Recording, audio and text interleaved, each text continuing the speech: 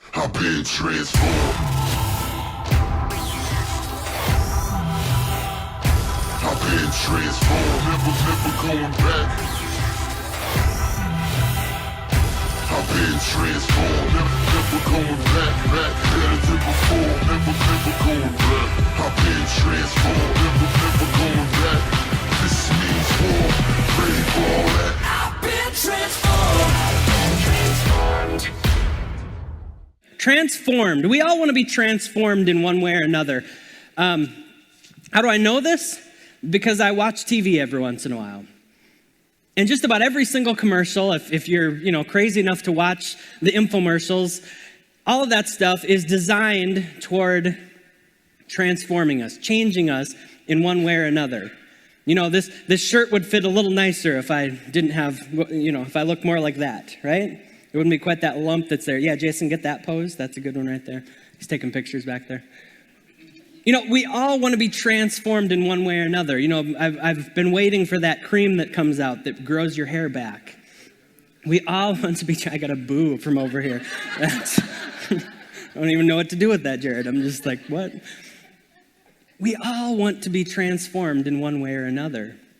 Jess and I were driving on our trip this last week, and we were driving through kind of America's heartland. In reality, we're driving from Sioux Falls to Springfield, Missouri. So we went through Iowa and chunk of Nebraska and Missouri, and you're driving and you're seeing all of the farmers out, and they're basically kind of plowing things under at this point, chopping things down. I think that's what they're doing. I'm going to be honest with you. I grew up in the Dakotas, but I've not grown up on the farm. I've grown up around farm. I've grown up around farmers.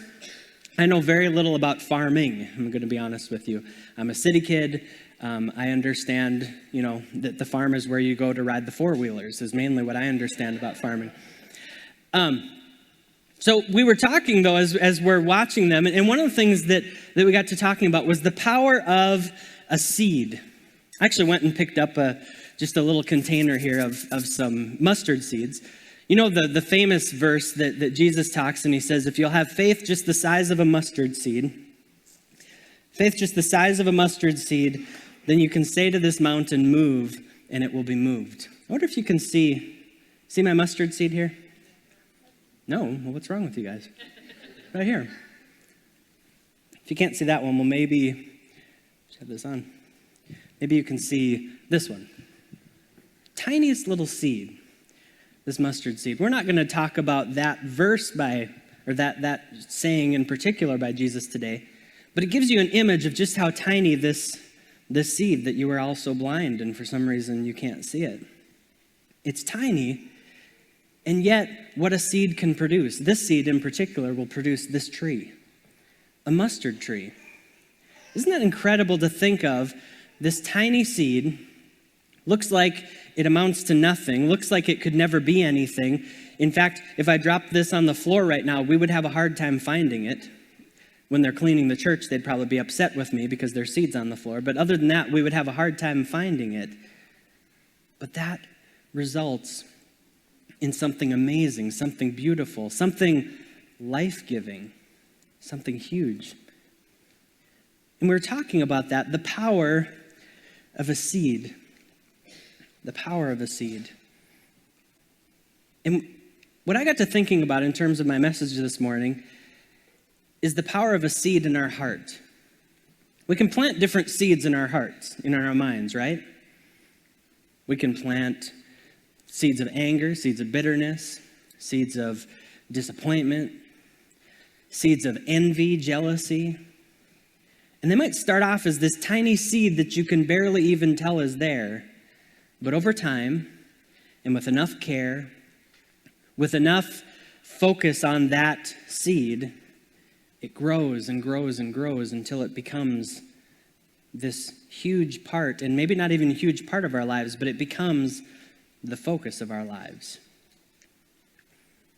Hope is this kind of a seed.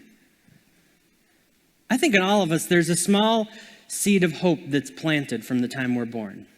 I think it's just how God has made us. He's made us in his image, so we look at the world and we see glimpses of him, glimpses of possibilities with him. And so there's this small seed of hope within us.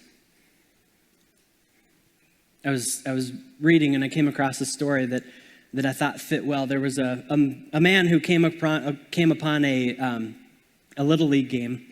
He walked up to the bench where one of the teams is playing. He said, "How's the game going?" And a little boy looked up at him and he said, 18-0, we're behind. And the guy said, "Ooh, kind of rough. Are you feeling pretty bad?" And he said, "Feeling bad? We haven't even got to bat yet." That's hope, right? Hope is looking at something and saying, the tables might be turned against me right now, but there's still a glimmer knowing that, you know what, I haven't gotten to bat yet. I haven't gotten my chance yet. And I know that God's going to help me with this. Israel at the time of Jesus was a place where there was a glimmer of hope. Israel had gone through a lot of oppression over the years. You look at the history of Israel in general, even today, you look at, they're surrounded by enemies who, if they didn't think America would nuke them for doing it, they would nuke, and blow Israel off the face of the earth. Israel's history is a history of oppression, in some cases of slavery, but in general, it's just a history of not what we would see as hopeful, not what we would see as something that would have hope. But yet, especially at Jesus' time, when he was walking the earth, there was a renewed sense of hope in the people. Because they had read the prophecies that were pointing to this new person who God would send and would bring hope to their people. This person was called the Messiah. Messiah is one of those words we only really hear in church anymore. It's not a term we walk around, having, coffee house discussions over necessarily. The Messiah was really just the word for someone who comes and rescues, someone who delivers. In fact, when we say Jesus Christ, Christ is actually the word for Messiah. It's the Greek word for Messiah.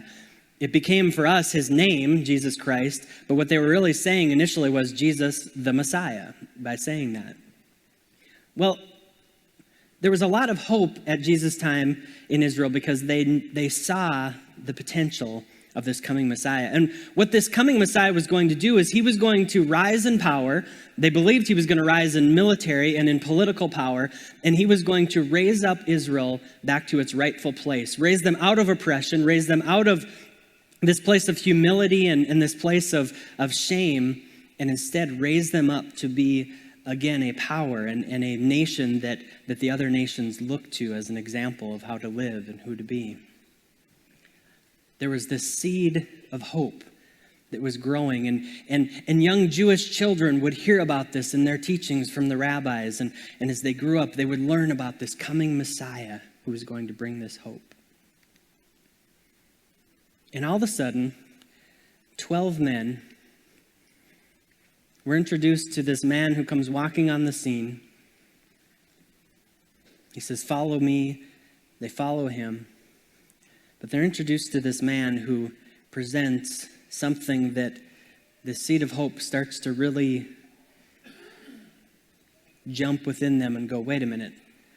This seems like what I've been hearing about." I'm going to read you one of the first passages or one of the introductions of that transformation. "And he," so this being Jesus Christ, Jesus the Messiah, called to him his 12 disciples.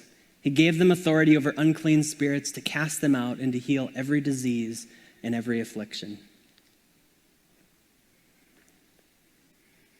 To have power, to give power, you have to have power, right?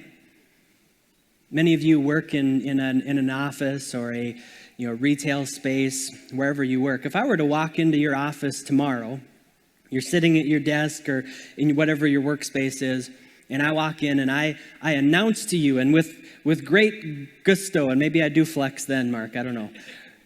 And I announce to you and I say, I am giving you a promotion. You are now going to be manager of this wherever you work. What are you going to do? You're either going to laugh or call security, right? What are you doing here? You don't work here. You're fun to listen to on Sundays, but get out of my office. What are you doing here? Because I have no authority in that place, right? If I walk into Sanford, if I walk into wherever I go, they're going to say, your first name isn't Denny. Get out of here. Because I don't have that authority to give. Jesus gives authority to them over unclean spirits to cast them out, heal every disease and affliction. This is a man who comes in and he gives authority because he has it. It seems like kind of a small point, but it's a really important one to understand because the disciples all of a sudden see this man and they see, wait, we've been waiting for one. We've been waiting for this one we've been told about now for our entire lives. He's going to be the one who walks in. He's going to have this kind of authority. We've been waiting for him, and now you've given it to us. And we're going out, and we see that this happens, that it's not like he just says this, and they're like, okay, Jesus, and just kind of move on. But this happens. They walk out, and they have this authority. All of a sudden, this seed of hope that's kind of been laying dormant for a long time inside of their souls, inside of their hearts, is starting to tremble a little bit and say, wait a minute. This is the one. This is the one. This is the Christ. This is the Messiah we've been waiting for. I think it's really interesting, that there are certain sections in the Bible that you tend to almost kind of skip past, whenever they do a genealogy and it's, and David begat and blah, blah, blah begat and blah, blah, blah begat. You go, okay, next paragraph, right? Well, this one is kind of one of those that we can do that with, but I think it's really interesting because it's going to give us a roadmap of kind of where we're going here. Next, Matthew lists the names of the 12 that were there that day. This is actually the most complete list we have of Jesus' 12 disciples. And he just lists them out. So these are the 12 disciples of Jesus, the ones that he gives this authority to. It says the names of the 12 apostles are these. First, Simon, who we usually hear as Peter. Andrew, his brother. James, the son of Zebedee. John, his brother. Philip and Bartholomew. Thomas and Matthew, the tax collector. James, the son of Alphaeus and Thaddeus. Simon the Zealot. And Judas Iscariot, who betrayed him. 12 men who had left everything. Here's just a complete list of the 12 there. The two Jameses, all you got to think about is there's two different Jameses. Let's just think different last names. Let's go with that, okay? Bible gets confusing sometimes when names overlap like that. But 12 men who had left everything. They'd left their livelihoods behind so that they could follow Jesus. 12 of them had walked away from everything. They'd walked away from family. They'd walked away from careers. They'd walked away from everything they knew to be comfortable to follow him. See, following Jesus wasn't like, that's a new church in town. We're going to go check that one out. I've seen on Facebook, they put some pretty cool things out there. I'm going to check them out. Maybe that's how you got to Crosswalk. I don't know. But it's not that. It's not like I'm going to go and hear him speak, on Sunday, or I'm going to go and check this out when it's convenient for me. No, when they followed Jesus, they let go of their previous lives to follow him. Now their lives were dedicated to following Jesus. They left everything behind to go after him.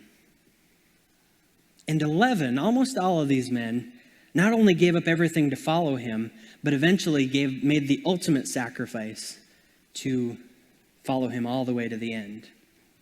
Let's look at some of their sacrifices that they made. Peter is the one that we tend to hear the most about in the Bible.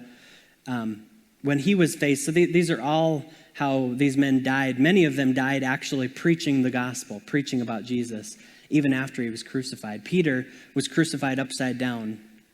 Seems kind of weird. Why would you be crucified upside down? The reason is actually because they were going to crucify they were going to crucify Peter, but Peter said, no, I won't let you do that because I can't die the same way as Jesus. I'm not worthy to die the same way as Jesus. So flip my cross upside down, kill me that way.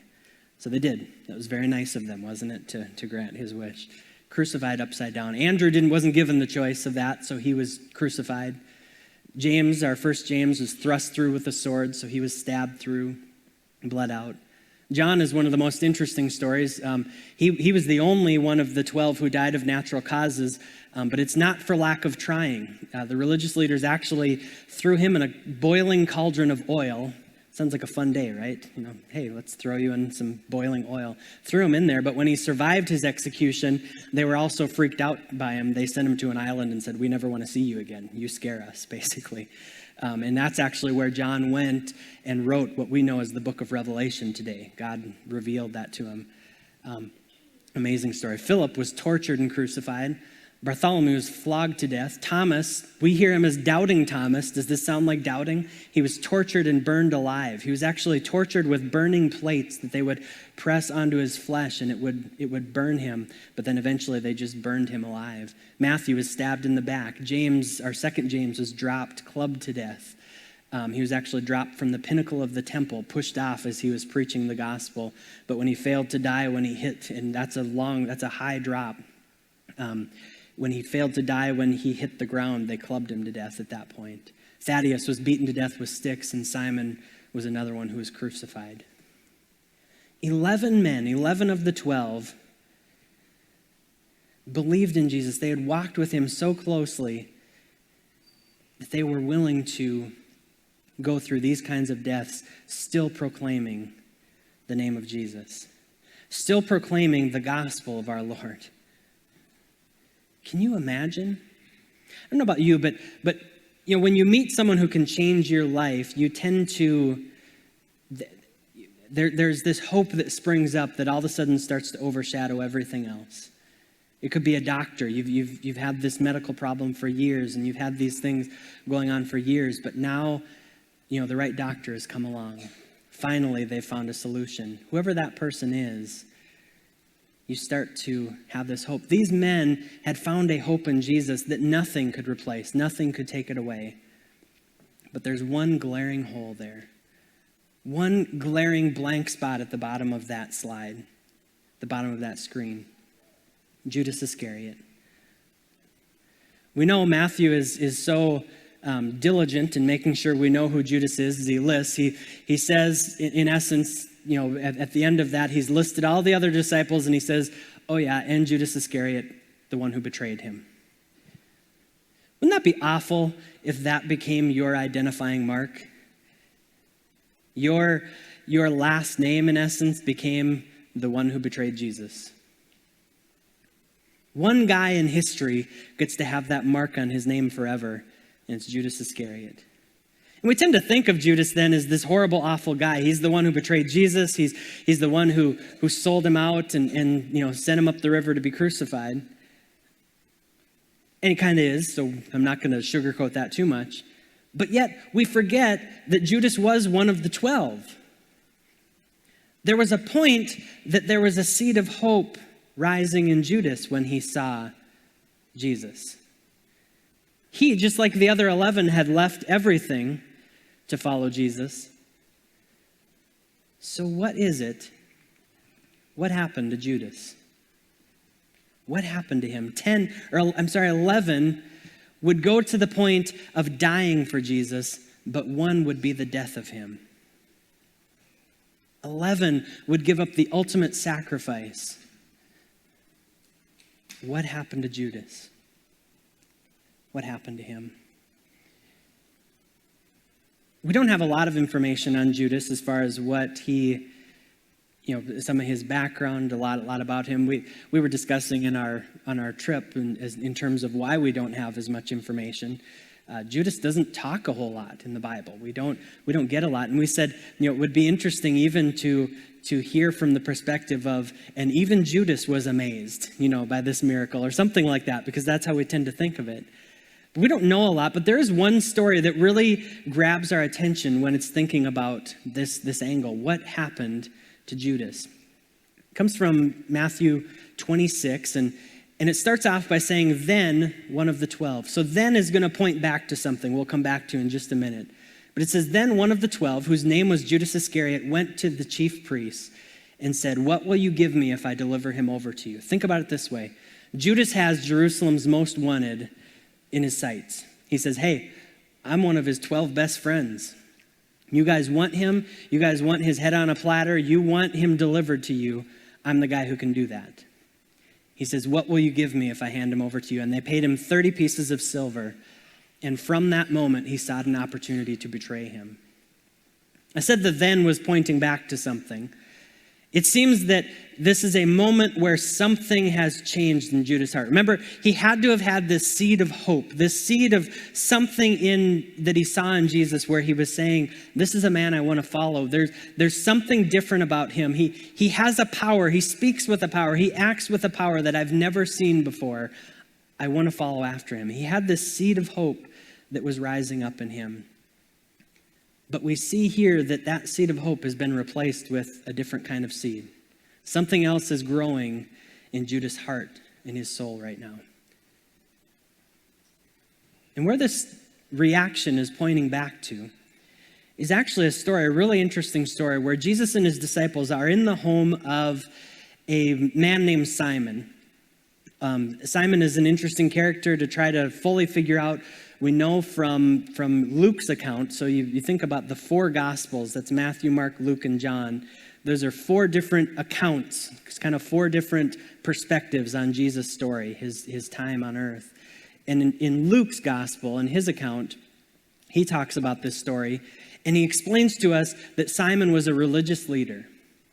Jason mentioned about the political season. He mentioned about how, right now our heads are spinning trying to, keep up with everything going on, and especially October, because we've had plenty of October surprises at this point. I think we're ready for November, and there's all this going on. But if you think about being a politician, being someone in power, you want to meet the right people. You want to rub elbows and rub shoulders with the right people, right? And you want to get into those meetings, those dinners, those banquets that the right people are holding. That's how you climb the ladder. That's how you progress. Well, Jesus is in a spot at a dinner in the home of a religious leader. Simon would have been the kind of guy that Jesus should have, if he's the Messiah that Judas thought he was. Simon should have been the kind of guy that Jesus wanted to get to know. He should have been the kind of guy that Jesus needed to spend time with, because he had the connections to help Jesus climb that ladder. But what we see in that story is anything but. Jesus is not even worried about Simon so much. He's actually sitting, seems as though he's having conversation with his disciples, and all of a sudden a woman, and the Bible calls her a woman of known sin. I think that's just a nice way of putting she was infamously sinful. She was a naughty girl, we'll just put it that way. And she comes rushing in, she falls at Jesus' feet, she begins weeping, she breaks a container of perfume, puts it on his feet, washes his feet, and begins to dry his feet with her hair. Odd scene. If we were there, we'd be like, what in the world just happened? Somebody, she needs checked in somewhere, and let's get this mess cleaned up.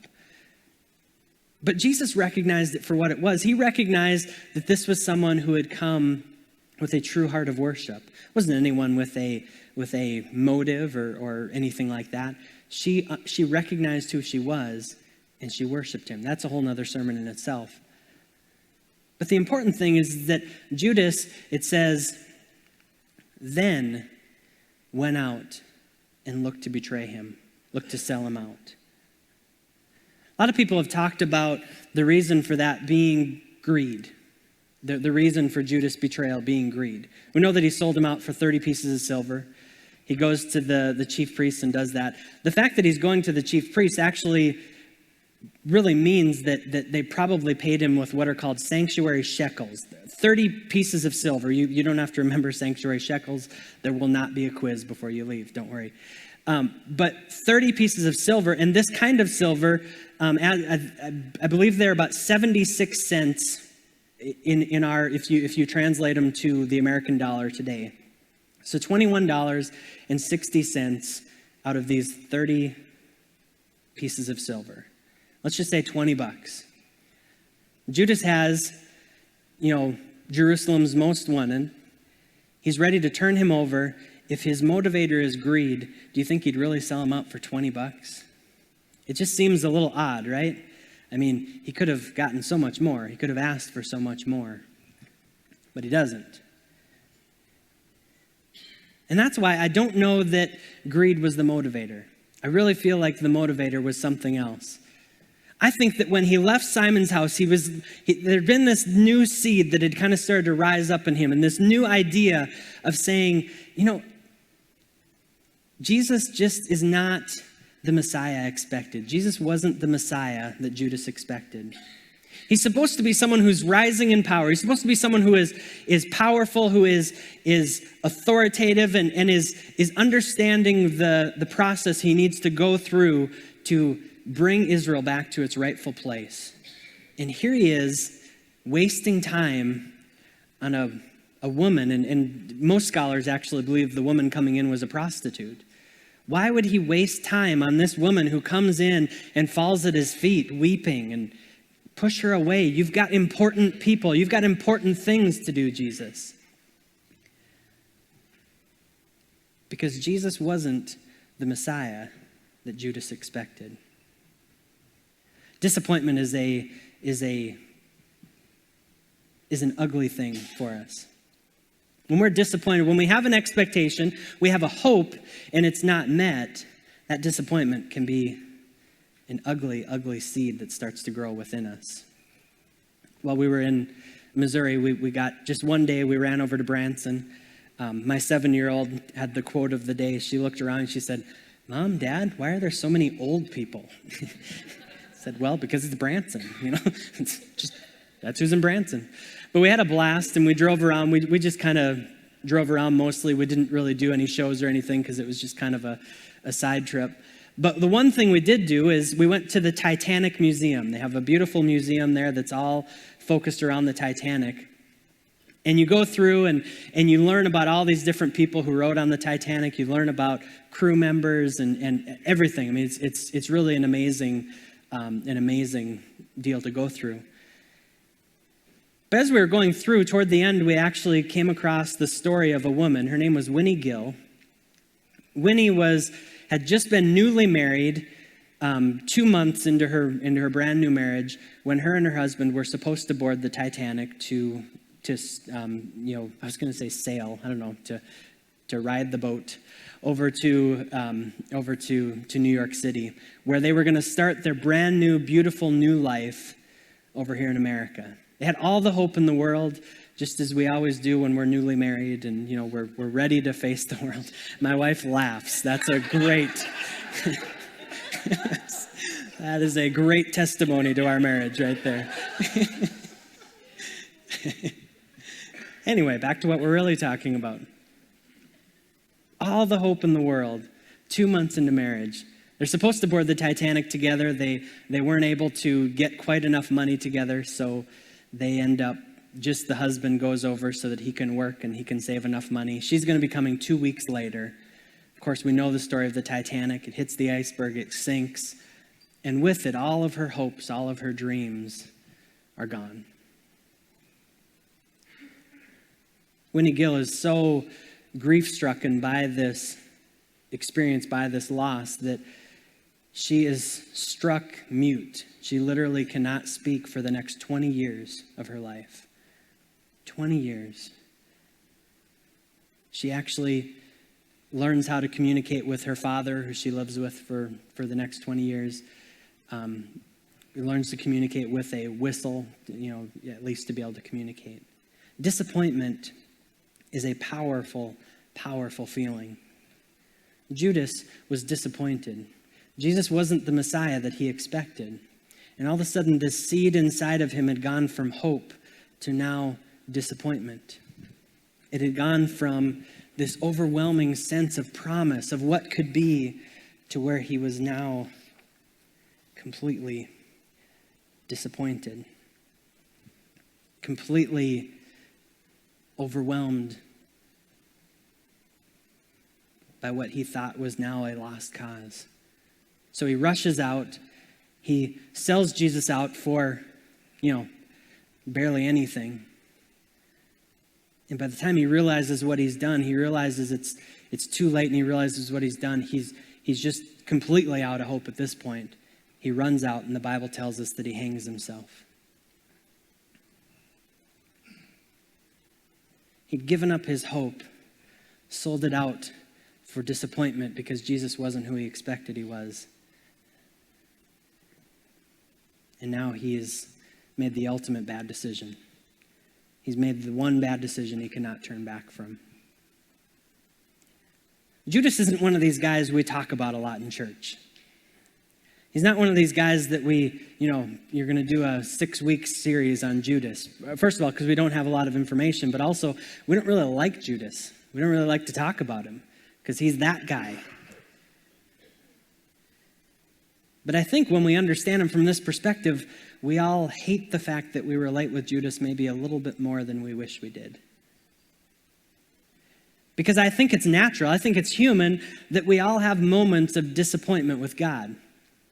We all have moments where we don't understand what God's doing. We don't understand where God is. What are you doing?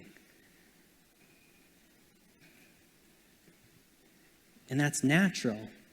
But what Judas allowed to happen is he allowed that disappointment to be planted deep in his heart.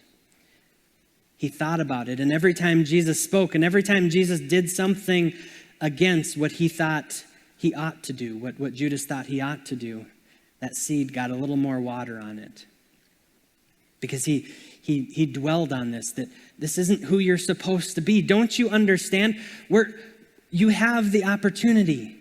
I've seen you move, but what you're supposed to be doing is this. I know who you could be. And we all tend to sometimes come at Jesus with our own, I know who you ought to be.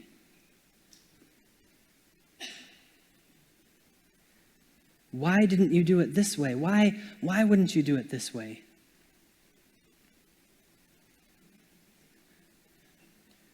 And that seed of disappointment, that small seed of disappointment, if we're not careful, if we don't check that, if we don't bring that to God, and if we don't process that and talk with him and trust him, even in those moments of disappointment, if we don't deal with that small seed of disappointment, it will grow and grow and grow and grow until it becomes the tree that you hang yourself on. It will become your ultimate end. Just one little seed of disappointment can become that tree that you hang yourself on.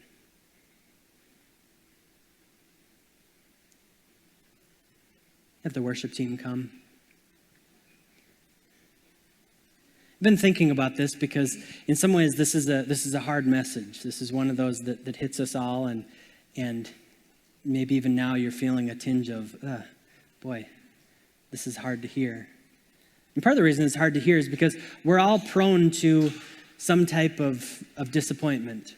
We're prone to feelings of, God, why didn't you? Why did you, and why didn't you, and what are you doing? God, I thought this is who you are, but this happened. What is going on? And a lot of those answers, as pastors, those are the things that we have to wrestle with sometimes. People come to us and say, why? And we have to say, I wish I knew. I also don't, because I don't want to be God and have to figure it all out. But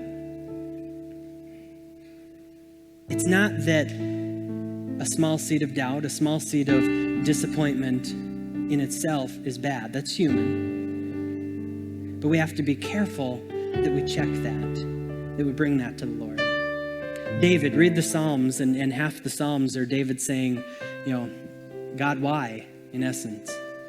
Why are you allowing this to happen? Why do my enemies torment me? Why this? Why? But every time he comes back to a simple statement of, in essence, but you're God, I'm not. I trust you. I'll walk with you. It's not that he didn't have disappointment. It's not that he didn't have hard times. But he knew that bigger than that disappointment, bigger than that, was his God. Peter is a story that runs parallel with Judas. He's one of the 12 that we listed. He was the one that requested to be crucified upside down. And yet his story at Jesus' crucifixion is almost identical to Judas's. He doesn't betray him, but he denies him. And in fact, he does it 3 times after Jesus has already told him he would do that. Peter could have let that seed grow and grow and grow and overwhelm him. But instead, he comes back to Jesus. He repents. And Peter becomes one of the most powerful preachers. He preaches on the day of Pentecost when the Spirit falls. He becomes one of the most powerful leaders of the early Christian church. You will have disappointment. You will have moments where you don't understand God. But be careful that seed, that you not allow that to take root. You don't allow that to begin to grow and grow and grow. And every time you think about that situation, every time you think about it, you just become a little more hardened toward God. And that grows and grows and grows to become that tree that you hang yourself on.